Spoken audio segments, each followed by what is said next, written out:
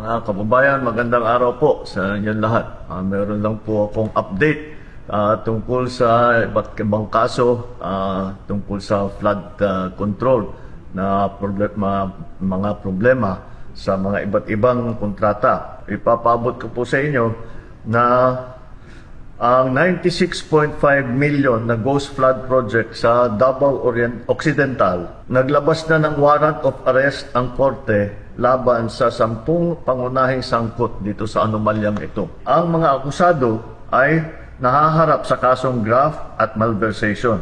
Ito pong mga kasong ito, hindi po bailable ito. Hindi pwedeng bayaran ang kanilang para sila'y makalabas sa kulungan. Kabilang na po rito si Sara Diskaya na sa kasalukuyan ay nasa kustodiya ng NBI. Bukod dito, may 8 opisyal pa ng DPWH ang nagpahayag na kagustuhan nilang sumuko.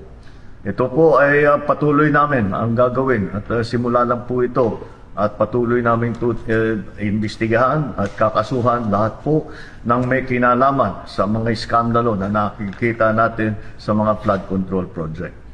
At titiyakin po natin na hindi lamang sila ay makakasuhan, kundi maibalik ang pera ng ating mga binayad ng ating mga kababayan ay ibalik sa kaba ng ating bansa.